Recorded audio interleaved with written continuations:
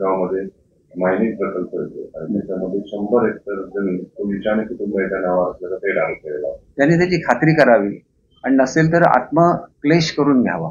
कारण खोटं किती बोलायचं याला मर्यादा असतात. आजगावला आमच्या जमिनी पूर्वीपासून आहेत आणि त्या जमिनी आहेत. त्याच्या व्यतिरिक्त त्या कुठल्याही जमिनीवर मायनिंगचा प्रोजेक्ट नाही. त्याच्यामुळे असं काहीतरी खोटं बोलायचं आणि रेटून बोलायचं ही एक पद्धत झालेली आहे. नाहक बदनामी करायची. मी कुठलीही जमीन मायनिंगसाठी दिलेली नाहीये. फक्त रेडीचा प्रकल्प हा तिथल्या स्थानिक नागरिकांच्या मागणीप्रमाणे त्या ठिकाणी सुरू केला आणि ते 60-70 वर्षापेक्षा जुनं मायनिंग आहे. आणि तिथे एक आदर्श पद्धत राबवली जाते ज्याच्यामध्ये बिस्लरी सारखं पाणी हे नळाद्वारे पुरवलं जातं. एवढं अगदी सगळ्या तऱ्हेची मदत जनतेला केली जाते आणि तिथली संपूर्ण इकॉनॉमी बूस्ट झालेली आहे. तिथं वेगवेगळे व्यवसाय सुरू झालेले आहेत, पुन्हा जे बंद पडले तरी मग त्याची कंपॅरिझन या नवीन आलेल्या प्रोजेक्टशी होऊ शकत नाही.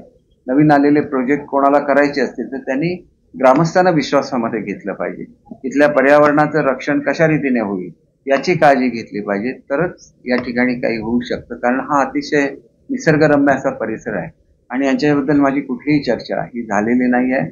ज्याला ग्रामस्थ विरोध करतात, मी माझी पॉलिसी सांगितली आहे, ज्या ठिकाणी लोकांना जे पाहिजे तिथं मी लोकांबरोबर आहे. लोकांना जे नको त्या ठिकाणी सुद्धा मी जनतेबरोबर आहे. त्याच्यामुळे कोणीही या संदर्भात शंका बाळगण्याचं कारण नाही. नेहमी आंदोलनं करायची आणि त्या आंदोलनावर आपली राजकीय पोळी भाजून घ्यायची ही तर पूर्वीपासूनची विनायक राऊत आणि त्यांच्या सहकाऱ्यांची सवय राहिलेली आहे. त्याच्यामुळे हे आंदोलन हे स्थानिक लोकांचं आहे.